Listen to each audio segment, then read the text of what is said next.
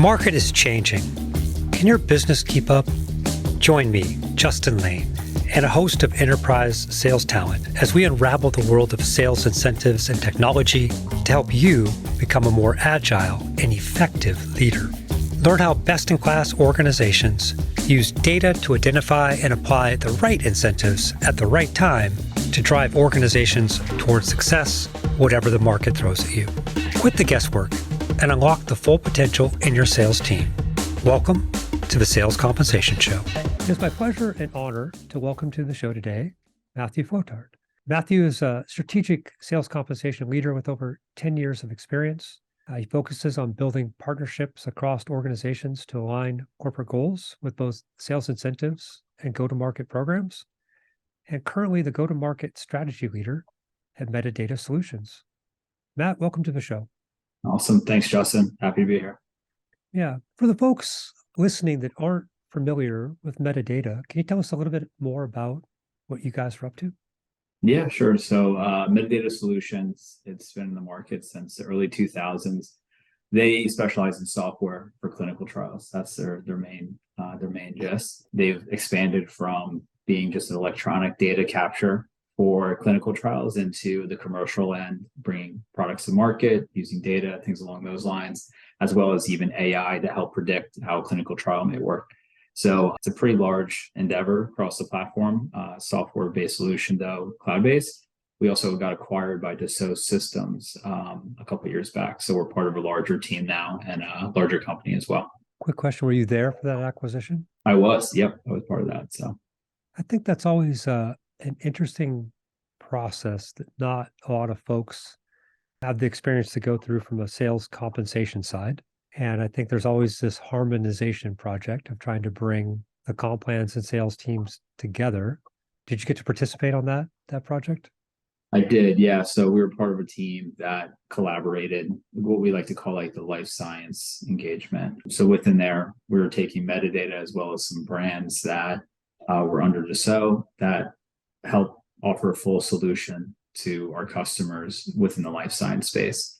So it gave us an opportunity to really kind of take this full product life cycle of software out to our clients to solve their problems. So as part of that team on the back end, ensuring that we had the right incentives in place, the right, roles in place, as well as clear definition of roles and responsibilities. So when they did go to market, you understood which roles were focused on which products, as well as getting paid for which products, as well as who is the leader from an account management standpoint to ensure that they were the point person on everything. So a very involved process, but nonetheless, it's a great learning experience. And it's definitely been worked well in the last couple of years since we've done that. Yeah. I always think about that idea of M&A harmonization of the plans as being an advanced sales compensation topic. But let's start off with the basics. How long have you been involved in sales comp? Yeah, so I guess it's been a little over 9 years now. I started my first job was at Stryker Orthopedics, a med device company.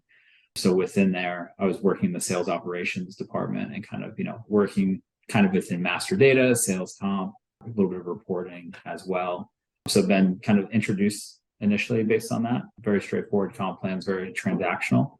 I moved over to the SaaS space in 2016 with metadata. And part of that, I was part of a team, just really small at the time, helping support an organization as they were going through kind of like the standard stuff with SaaS, right? You go from paying on TCV to then paying on bookings, right? It's a pretty common transition that we see a lot today. And we talked about it a little bit, Justin, off air, right? On consumption based, right? And that's kind of a lot of different pros and cons to that. So been in this space for a while, got to go through that whole process and that transition of off TCV to ACV bookings and really kind of focus on that. So it's been a privilege to do so.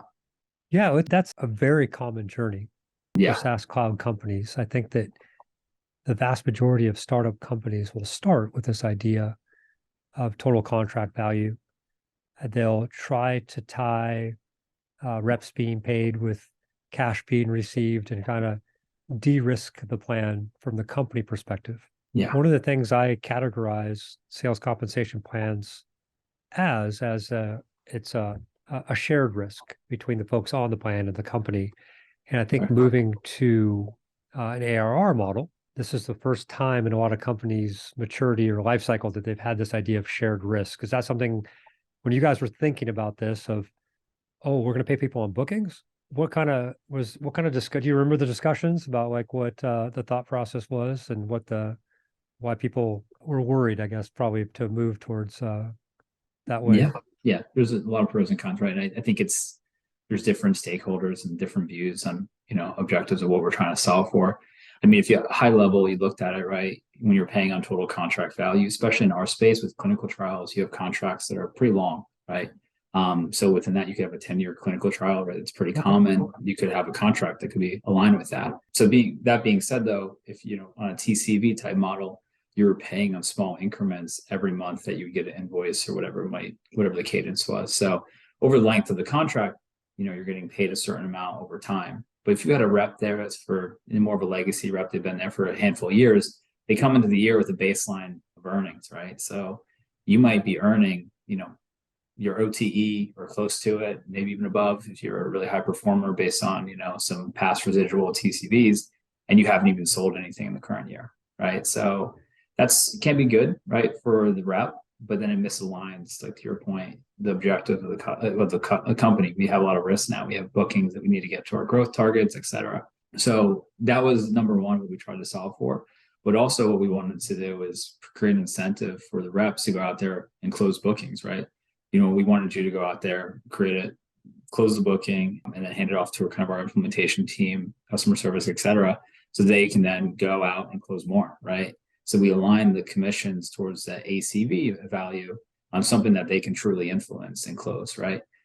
When you think about like a TCV contract, year 5, you're keeping up with the customer, making sure they're happy. But, in a scenario specific for metadata, right? If a contract gets canceled, it might just be because the drug got canceled, funding, things like that, right? Nothing that the sales rep maybe did to influence, right?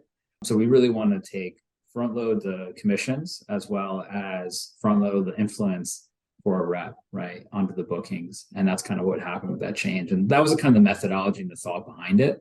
The risk, like you mentioned, right, is, hey, if we pay this person commissions, we might not see it back, right? Maybe the contract cancels over a certain amount of time. How we kind of came up with a way to approach that is looking at, hey, the rep is kind of bringing in, they've 1 year from the close date that they're responsible for it. And that's what we're holding them to in regards to quota and comp. But after that, it's essentially out of the rep's hands at that point of influence. And we want them focusing on bringing new bookings in. Yeah. Over the course of your career, have you worked on any plans that have had clawbacks for cancellations or changes? And what do you think about it? A good tool, bad tool to use? Yeah, I mean, listen, I think it's tough. It's never an easy conversation depending on it. We have them, as most customers do, right? Most companies do. If you pay something, right, and the company recognizes that as well as pay commissions on it, then something cancels, you kind of have to recognize that as well, right? You got the good with the good, and then you got to take the bad, right? We definitely had that. I think the biggest thing that we've tried to drive is just transparency, right? We really overly transparent, over communicate, document how we treat things.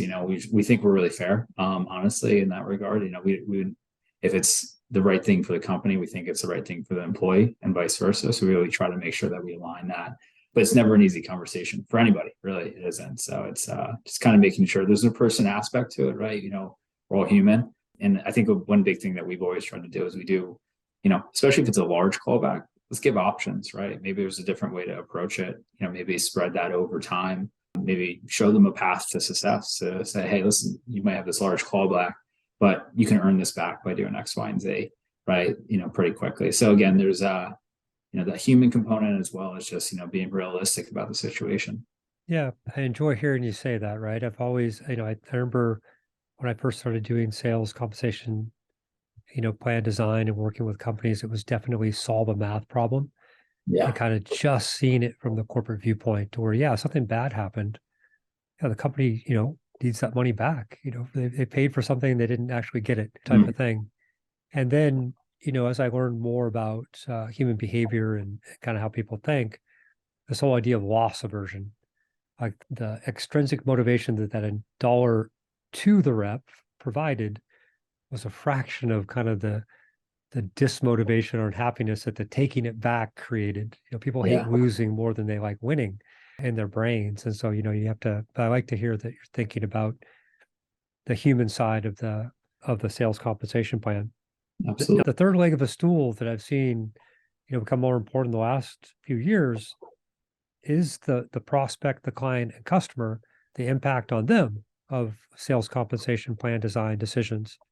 And we can use, this example of going from total contract value to ARR. I'm guessing that provided a different experience for your prospects and customers. Did you guys think about what it meant from from Yeah, the user and customer side? yeah, right. Because you don't want to create, right? When you put value on one thing, you can devalue another thing, right? Now with TCV, right? There's the benefit from a cash flow standpoint, as well as the rep will continue to follow up with the customer because they're getting money based off the invoice, right? So when you move to a bookings type model with us, it's definitely immediate concern, right? It's like, well, who's going to be watching after number one implementation to make sure it's successful, as well as the happiness of the customer, right? We do have a hybrid type of role. And even with a bookings approach, right, you're still, that's your customer, right? You're still going to have opportunities to have another event later on. If it's a subscription type deal, you'll have a renewal event, right? Whenever the contract's up, let's just say in 3 years, right? And you're going to be held accountable for that, right? If that's still your same territory, everything along those lines. So it might not necessarily be fully in the comp plan that, your customer's satisfaction is part of that. But your ability to earn down the road is tied to that 100%, right? You have that ability to, re-up with the customer, add in new products, bring in new IACV, incremental annual contract value, anything is along those lines. That's going to be, if you're not happy with the current products you sold them, they're probably not going to buy on to others, right? So there is a vested interest that we have within growing the business, within the comp plan, just based on those, there's opportunities down the road. And then also too, just from a management perspective, right? We work closely, our sales team works closely with our professional service teams and implementations, as well as our partners, and if things aren't working well, the reps, they're very well aware of that, right? So that's a kind of more of a management side where it's not maybe a lever in the comp plan, but if the manager, is hearing that there's issues at the account and the rep isn't kind of following up or helping manage that, then I would imagine that's, a conversation at that point to hear kind of why. Yeah. So I'm not sure when people will listen to this particular episode, but we're recording it in mid-December. Mm-hmm. And, I think there's some interesting dynamics that happen, whether folks are on a calendar year or throwing what I'll call a Salesforce calendar, which is the year ending at end of January, that reps, feel pressure. Maybe they're below their target or quota, or maybe they're in accelerators, right? They're trying to make some money. But there's certainly a push for most companies to close business in Q4. Seasonality varies, right, from industry to industry, but there's some pressure there. I think buyers may feel pressure to spend budget, or lose it for next year type of thing. And then we have all the non-work related things. And I guess where I'm going with this is this idea that, I think oftentimes within the comp plan, we create what I'll call unnatural pressure on the seller, which is probably experienced, by our buyers. And one of these things that I see time and time again is that people try to put some sort of linearity into the plan. They're trying to pull things forward in the year. Have you ever done this type of component? And what have you seen work, not work? And would you advocate other people to try to force revenue into a different part of the year versus, kind of a more natural organic flow? Yeah, so I've seen a few different things here. We've seen quarterly type of targets, right? Where you have a plan that's tied towards the quarter. So essentially, let's just say, you have a target for $100 in Q1. If you bring that in, anything above that, you'll get paid on the overages. And you kind of look at the total running rate throughout the year to determine if you get paid over.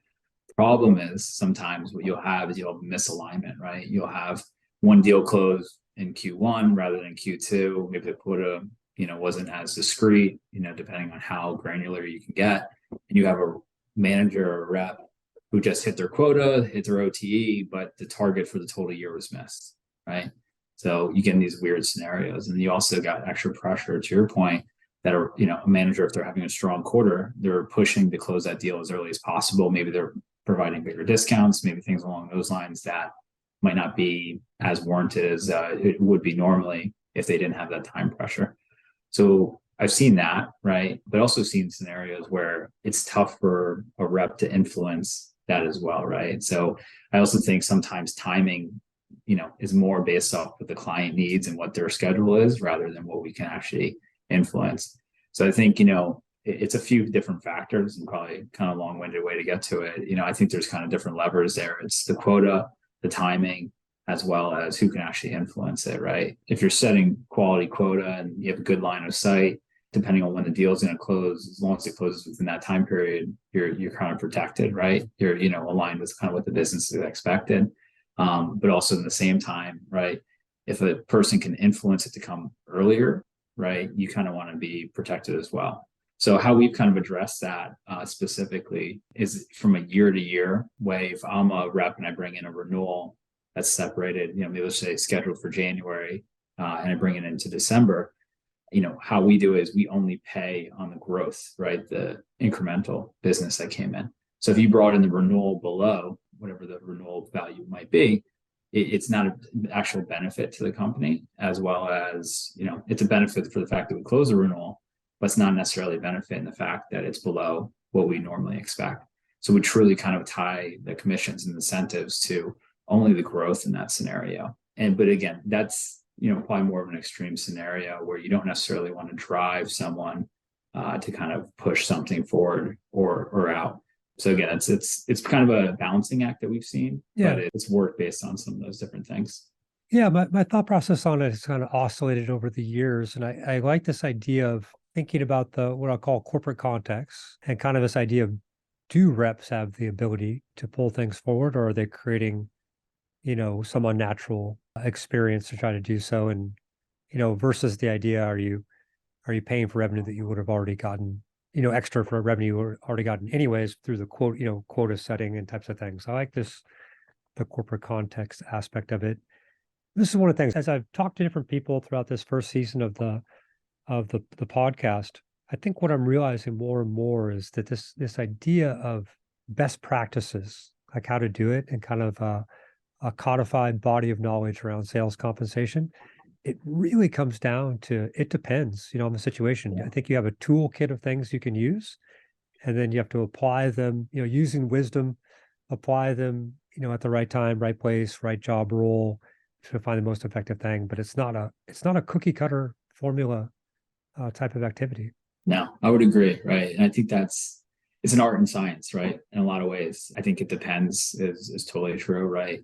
And what might work for one deal might not work for another, right? Or what might work for one role might not work for another. And also too, from a company standpoint, it's easy to put out, here's the best practices, but maybe a consumption-based modeling doesn't work for this company just because of the way they structure their contracts, the way their product is used, versus, having a, certain type of role tied to certain things. And another company, it maybe doesn't make sense, right? So it depends. And that's where that kind of variability comes into. So a hot topic I've been chatting about with folks in the last few weeks has been about the idea that they've done a lot of work around getting the comp plan designed, of setting good quotas and maybe realigning territories. And now they have to roll it out to the field. Any communication and roll out best practices that you've, again, the idea of best practices, right? What's worked over the course of your career versus what's not worked? Yeah. So what's worked, right? I push for transparency, clear documentation, concise messaging. When you're introducing a brand new plan, right, that's the most significant and most important enablement period that you could ever have, right? I think you start from the highest level, at your highest stakeholder level, really make sure they understand it, and then roll that down to the managers, right? Your managers are your partners here to ensure that the field understands with, explicit definition what the plan is, how they can be successful, and then, what their target is and how to get to that. You need to make sure that that's very clear, right? And holding many calls with the field, going through it, offering one-on-ones, with reps, I'll give, just a personal example where my team, we had one-on-ones with all new hires over the last, 3 years. Virtually would hold maybe like one, depending on the role, we'd have maybe once a month, depending on how many new hires we had, things along those lines, just to introduce the plan and go through it. And that's worked really well because they truly can understand it. On years where you're just making tweaks to the plan, or maybe there's, some slight adjustments based on certain factors that you have in the plan, I don't know if it's not as necessary to do that. You still have new folks that are usually getting picked up in that new hire monthly call. But it's really good to identify, right? Align with the objectives of the period. Let's just say coming in the 2023, if we're trying to drive these strategic imperatives, how's the incentive plan align with that, right? And that's a good communication point. It doesn't need to be 15 slides, and maybe just needs to be one that highlights, here's the key pillars of the plan, here's what's changed, and then here's how to execute based on your plan, right? And really kind of highlight anything that's new for some of the legacy reps that have been there. But again, I think, I've done personally, I've had calls where, you can kind of get lost in the details and things like that. I think just providing clear transparency of here's what the plan is, here's the details, as well as giving them opportunities for review separately, provide outputs for them to raise inquiries, reach out to your team, things like that. It's, just being able to kind of provide that detail, and then also provide multiple resources via their manager that's been trained up on this and partnered with the sales comp team, as well as, sales comp analysts that are kind of ready to answer any questions.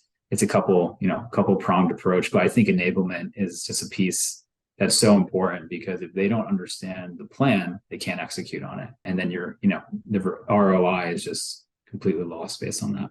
Yeah, a couple quick follow-up questions. Who do you think should put together that plan document? And then who should put together the communication collateral to go with it? Yeah, so it depends on, your structure, I guess, at your company and how many resources you have available. If you have a internal marketing team or something like that, or communications team, I would definitely encourage you to tap them, because they probably have a lot better resources and ideas on how to make some nice graphics that are easy to tell your message. They could probably give you some good feedback on how to communicate well. If you don't have those, which I've had those and I haven't had those as well, right, in the past, I think it's, the sales comp team is probably the best knowledge for that. I think it's really important for sales comp. We can go into that too if you ever want to. It's regarding like operational strategy and enablement. I think enablement's like a third pillar of sales comp, and how you really kind of drive revenue, right? And I think sales comp can be evangelist for just the imperatives of the plans. I think they have a really big role in ensuring that the company understands the plan, the nuances, and what we're trying to drive. Yeah. How do you gauge that understanding? I've seen statistics as many as 30% of the reps never fully understand how they're supposed to get paid within the plan year. And every time I see that, I go, that can't be true. Yeah. And I keep seeing this, from survey to survey, percentage of reps that don't understand the plan in the 20s, 20 percentile, like they don't get it. What can we do to help people to gauge if our sellers understand what they're supposed to do to maximize their earnings? Yeah, I think a big thing, and it's helpful if you have an inquiry tool, something that captures questions, concerns. Maybe you have some sort of dispute or something like that. If you have a tool that captures that, I think that's a great gauge, right? Where you can see a numerical number to kind of factor in. Hey, if I had 10 this month and now I have 5, that can be a good indicator. As well as touch bases with leaders, right? I think from a sales compensation standpoint, or any go-to-market operations type role, is that you need to have partnership with the field and the leadership, and that should be a question that's constantly on that. It's hey, do you feel that the team understands the plans? Is there an opportunity for us to meet with them, hold them office hours or something along those lines? So I think it's a kind of a combination of maybe some tracking based off those inquiries, as well as just kind of having a question out there to some of the leadership. When do you think is the best time to roll it out? And I'll give you some options. Yeah. Before the year ends, prior to a sales kickoff meeting, at sales kickoff, end of Q1, like when are you? Yeah. What's the goal? For sure. Goal is kickoff always. That's my perspective. I think it's a good goal to have in hand, that the rep has their plan in their hand when they come to kickoff. And it's challenging, to say the least, right? There's quota, territories, changes. I am not a favor in communications going out to the field in the last part of last week or two of the year, especially the quarter, or anything like that. I think, have them focused on the task at hand, and that's really all they should be focused on. And then I think you roll it out probably maybe a week or two after the period, have those calls, those enablement. And if you're able to get the plans out on time and accurately, do it before your sales kickoff if you do have one of those, because it's just great for a rep to come in, have a full understanding of their plan, and then have that quota in front of them when they go into that kickoff meeting. Yeah, no, I like this. I like that calendar of don't distract them and probably the critical, month, weeks of the year. Roll it out with all the materials and communication strategy that you have.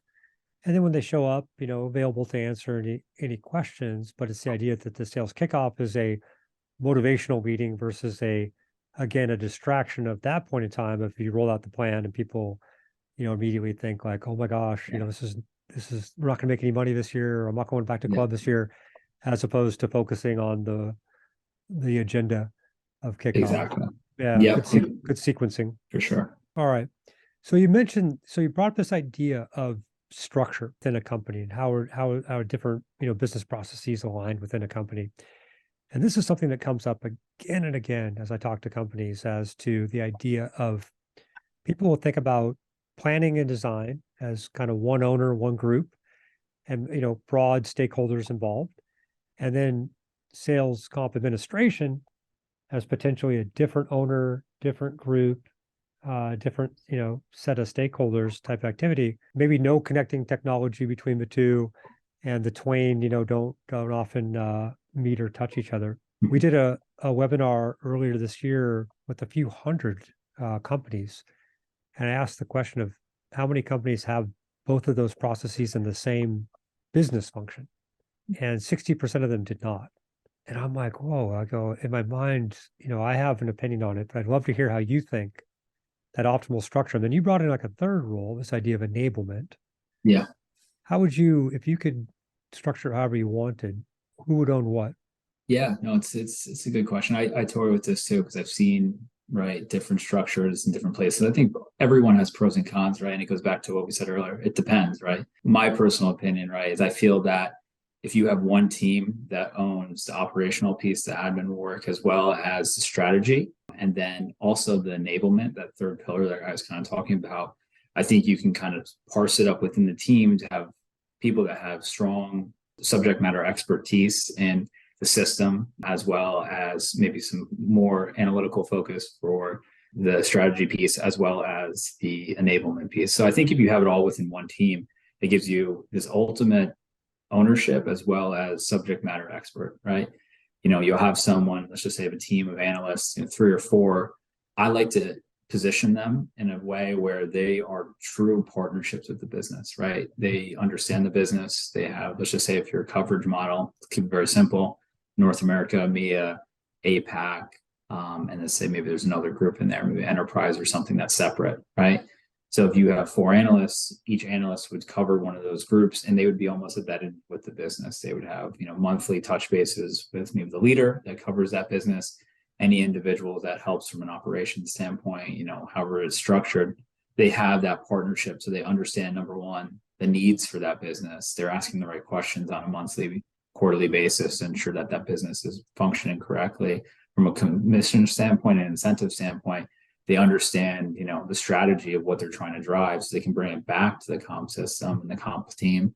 So that's worked well in that regard. And then even from a high structure, right? If you have a manager, if you have maybe a team lead on that, they can really look at the global go-to-market strategy and how to design sales comp to align with that. And they understand the operational, functionality, right? Because a lot of times that's where you get a break. You'll go in, you'll create a great comp plan. It makes a ton of sense, but you maybe don't have that operational understanding of what data do we have today and how can we get there, right? And we tend to break that. And then all of a sudden it's, the year kicked off in January, we have to pay people, and it's April, and we're really in a tough spot because the territories aren't set up. The system can't function accurately. We haven't seen accurate reports yet. And we're really off to a tough start, right? And this great comp plan, could have been fumbled based on that. So I think that's, some key pieces there. And then the enablement one, I know it's, kind of my perspective on that is, if you're this true subject matter expert and you're that partner for the field, if you automate your systems enough, you have enough bandwidth, you can then go out there and be that enablement person. And I think that's really, it's a huge benefit to drive revenue as that third lever is if the reps can understand the plans and it takes that a lot of that lift off the leaders, such as like the field leaders or frontline managers, that analyst can then be a huge asset to the team because they're going out there speaking to new hires, speaking to reps that have questions, and really ensuring that they understand the plan at hand. So it's a couple pronged approach, but I think it's really strong to have that all within one sales comp team. Yeah, I meant to bring that up earlier. I think a lot of people forget this idea of new hire, and there's a lot of focus and attention put on like the initial rollout.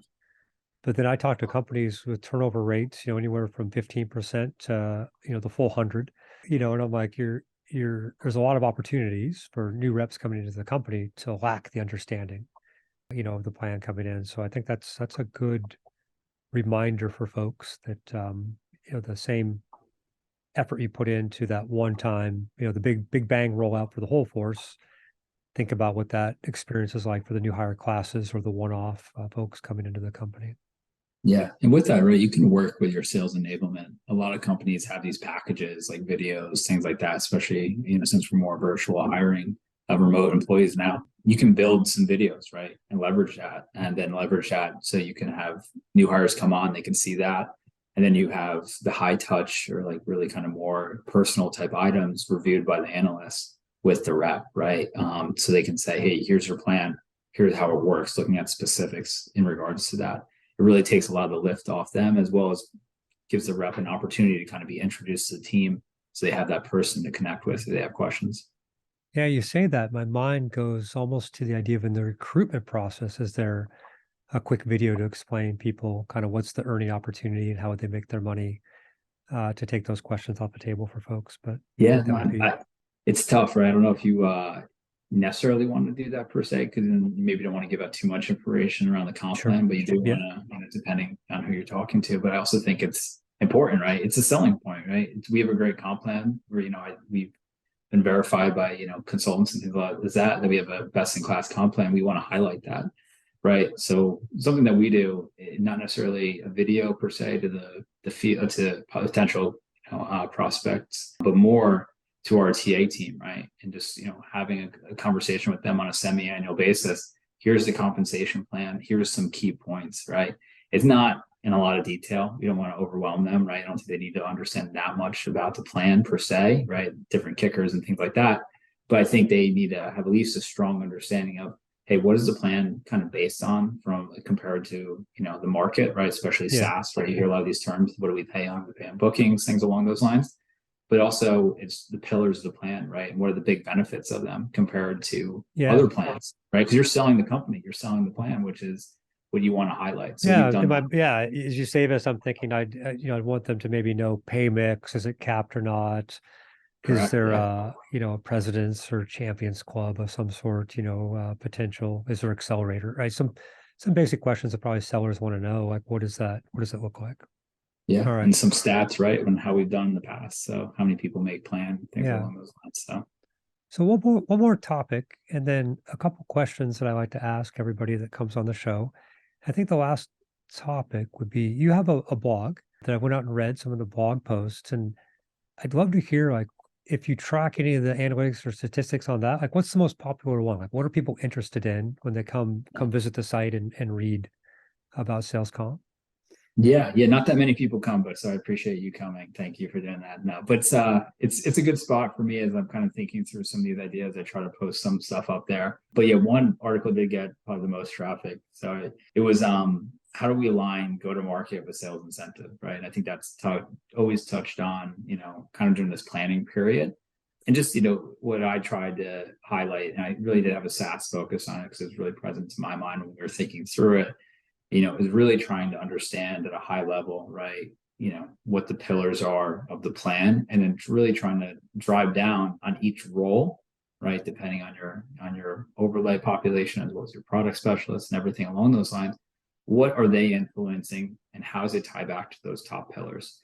So being able to kind of drive that and document that and kind of in a concise way, right, which it's a challenge nonetheless. And I think a lot of people go through it every year. But it's really, it's really trying to drive and connect those two together. So I think that's where a lot of it gets lost, is that sales incentive and sales, it can be a huge lever that can drive a ton of revenue if it's done correctly, right? But if you have a go-to-market strategy that's different than what the sales incentive or comp plan is, those two not tying together can leave a huge gap that I think is an opportunity to really be strategic as a sales incentive leader, where you can provide a lot of value. And it's challenging. It's not easy. It's a lot of iterations. You have to get a lot of feedback from different stakeholders and you kind of manage that accordingly. But I do think that's an opportunity where this space can provide a ton of value, because you are a massive lever to drive revenue, and you're also a massive expense, right? There's a ton of ROI on the sales comp, right? It's one of the second, if not one of the biggest expense lines on a balance sheet. So how do we use that effectively to make sure that we're driving the right behaviors that are aligned with our go-to-market strategy? Yeah. No, I see a ton of companies think about the individual role, like of all the different components of pay mix and measures and mechanics and all this good stuff, and not think about like this lens of that go-to-market strategy of, hey, you can create one role that's in alignment with corporate strategy, but we have to create a whole selling motion of different roles, and how are they aligned across those roles as opposed to individually with the company type of thing. And I think that's great context. And I won't the word that's coming to mind is nuance, but it's bigger than nuance, right? I think that it's a key, right, to unlocking the revenue potential and the ROI behind the plan. So if folks on the call want to go take a read on that particular post, we'll put the links to the blog and the episode details. All right, last two questions, and then our time together is coming to an end. First one, who in the world of sales comp would you most like to take to lunch and have a conversation? Yeah, I don't know if I have a person in sales comp specifically that comes to mind. If we think about the broader sales world. Yeah, let's so probably broader sales world. Maybe, yeah, that's probably a better way to look at it, because I think he covers and he has some input on sales comp that I've looked at. I really kind of appreciate. I'm probably saying his name wrong, but Mark Roberg from HubSpot over there. He wrote a book called The Sales Acceleration Formula. I think that, from a SaaS perspective, it really kind of detailed a lot of nuance and challenges that a lot of companies go through. It's in a pretty data oriented way of kind of looking at it, and kind of structured it really well. So if I had an opportunity, I definitely, would like to pick his brain a little bit on some of the thoughts he has. All right. Last question. I sit here in a library, and maybe it's apparent or not to folks that I like to read. So I always ask people, I'm always looking for what's the next book or recommendation of books to read. Similar vein, if there's something around sales compensation, sales management, or sales, or if it's the book we just mentioned. Yeah. Is there a book that people should go have a read at? Yeah, I think I'd probably just say the book I was talking about right now. That's funny. Sorry, I didn't mean to jump into the second question there. But the Sales Acceleration Formula. I think it's a great book to it touches on everything, from the overall commercial selling motion, but has sales comp specifically in there as well, which I think is a forgotten pillar, right? And I think that's why I kind of call it out. I call him out specifically as someone I would love to have a conversation with, just because it ties it back into, it's such an important piece of the different levers that we have to drive behavior and increase revenue and be successful, the way we treat our customers, everything, right? It's all driven by a lot of those compensation points. And that's a big lever as part of it. He ties that back into that as well. Yeah, I haven't read it, so I'm definitely going to hit up Amazon and go check it out. Awesome. All right. And with that, Matt, I wanted to say thank you so much for coming on the show today. Really enjoyed the conversation. Maybe think about a couple of different things slightly differently and a couple of new ideas. But thank you for coming on today and sharing some of your background and thoughts around sales compensation with us. Absolutely. Thanks so much.